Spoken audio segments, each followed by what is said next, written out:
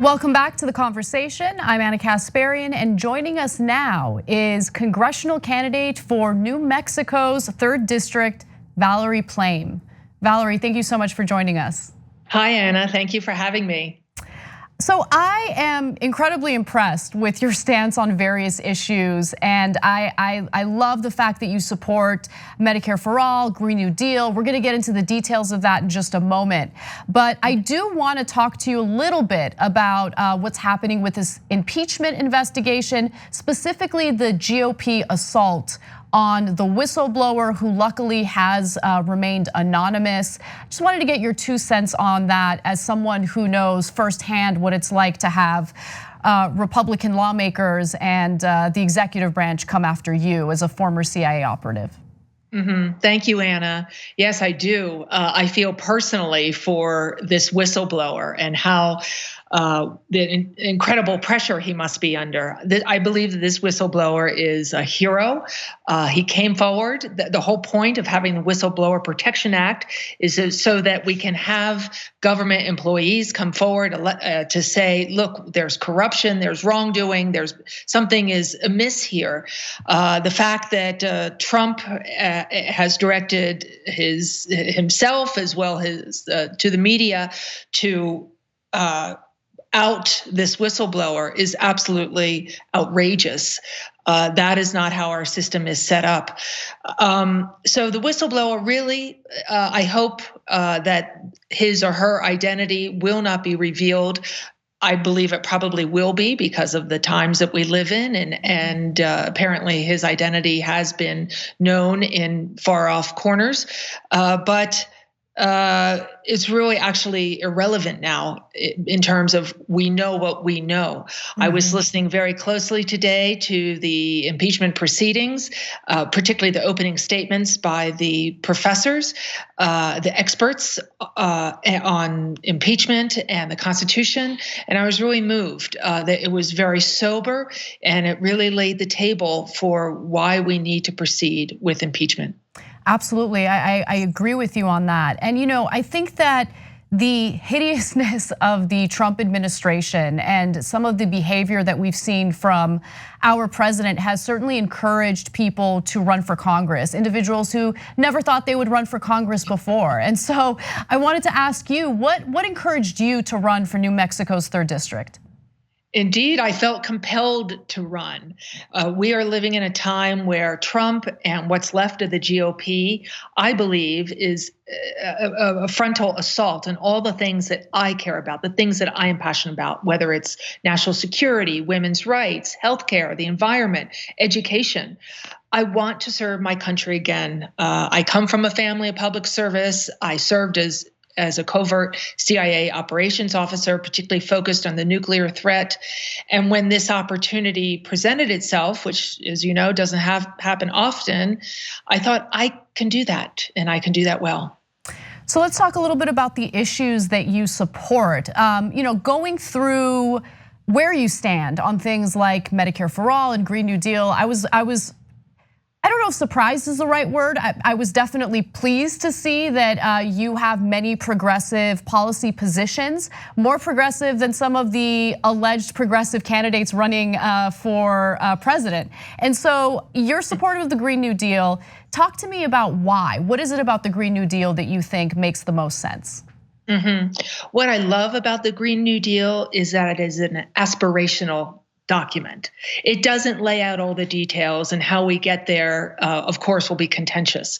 But what I love is the idea. It's an inspiration, and that's what leadership is about. That's what President John Kennedy did when he said, we're going to go to the moon. There's going to be a man on the moon in a decade.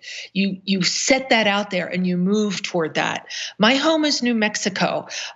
We feel the effects of climate change acutely here. Water is truly precious, and what I hear, although the district is incredibly diverse in terms of population and socioeconomic status, I hear over and over again the issue of environmental protection, no matter what community I'm speaking to. So it's an important part of everything that I'm thinking about doing and listening from the folks in the district.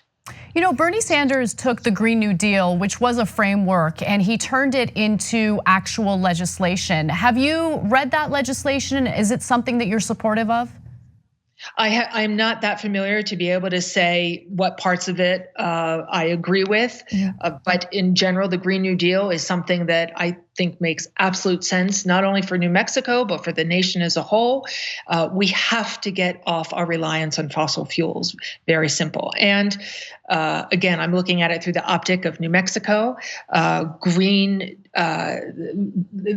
jobs and fossil fuels are not necessarily at odds. I believe that there's a way of enhancing and increasing our jobs and our economy through renewable energies. Exactly. So you do talk a little bit about jobs in your platform, and you use the Green New Deal as a possibility in increasing the number of jobs. What else would you do to boost the economy in New Mexico? Well, we're already slowly beginning to see the diversity starting. For so long, for decades, New Mexico's economy has really relied on two things: extractive industries as well as the federal government. With our new governor, Governor Lujan Grisham, she has really welcomed in entrepreneurialships, as well as big filmmakers such as Netflix, Amazon are coming in. We've had Facebook come in. We have been mired for far too long since the recession with a lack of leadership, and I'm pleased to see some nice changes. So with those companies coming in and providing new jobs, I'm curious what you feel or what you think about the idea or the notion of providing tax cuts or subsidies to bring those companies into your state. Are you supportive of that, or do you think that there's a better way to go about it? Well, that's always a balancing act, isn't it? Particularly around the film industry. States are highly competitive. How far can you cut the taxes to attract Hollywood TV and filmmaking? So, and it does have, of course, it feeds the economy. At the same time, at what cost to your overall tax? So that has to be evaluated very carefully. How far are you going to cut your taxes for corporations to come in? I believe that there are other ways to grow your economy as well. New Mexico is home to 2 national labs. Right in my backyard practically is Los Alamos National Lab, which is how I ended up coming to New Mexico in the first place, because my old job with the CIA, I came out here quite a bit. And I would love to see all the intellectual horsepower that sits in those national labs be put into to expand their mission for instance, what we're talking about, renewable energy. I want to know, why can't we have better solar batteries? Why can't we have wind turbines that are even more efficient? I want to use the national labs to go into the 21st century, not look backwards necessarily at where they started with the splitting of the atom. So Americans are in a strange place, because even if you have a wonderful job, you have a decent savings account, you have a nest egg ready for your retirement, it could all be taken away with one serious medical emergency. And so what are your solutions to fix America's broken healthcare system? First of all, healthcare is a human right. It is astonishing that in a country as prosperous as the United States, that not everyone has access to affordable, quality healthcare. That is immoral in my mind. Medicare for all is, I am in favor of it, but I also am in favor of taking Obamacare, the Affordable Care Act, and building upon that. I think if we were to flip the switch suddenly overnight, it would be too big a shock to the system. So we have to do better at this. It's unbelievable that some statistics that most American families are $400 away from complete ruin, and that's if you have to buy 4 new tires or you have a medical expense. Families should not be bankrupted because they cannot afford medical expenses. There has to be a better way. And of course, the devil is in the details, but we've been at this for far too long. The pharmaceutical companies, the insurance companies, they've run the tables on the American people too long. Definitely. We can have a lengthy interview on Medicare for all or fixing the broken healthcare system alone, but I do have to follow up on that because I have heard presidential candidates say we don't necessarily need Medicare for all. We should maintain private insurers and have this two-tiered system where people can opt into a Medicare program as opposed to a private insurer. But are you at all concerned that creating that two-tier system would lead to the type of situation that we're seeing with public schools? I mean, public schools are devastatingly underfunded, and I feel that the same thing would happen if we had this two-tiered healthcare system.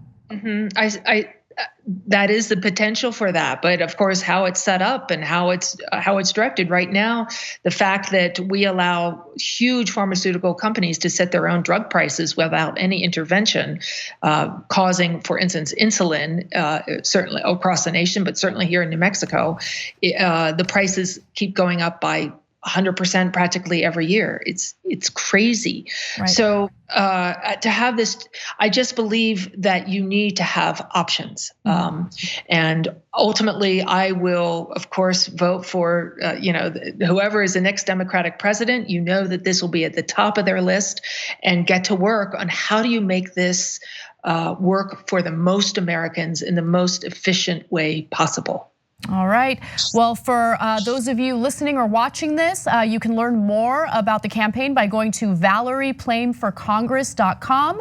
There's also a link there if you're interested in donating at actblue.com/donate/Valerie-Plame.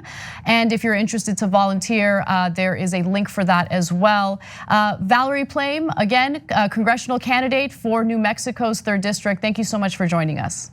Thank you for having me, Anna. My pleasure. Thanks for watching The Young Turks. Really appreciate it. Another way to show support is through YouTube memberships.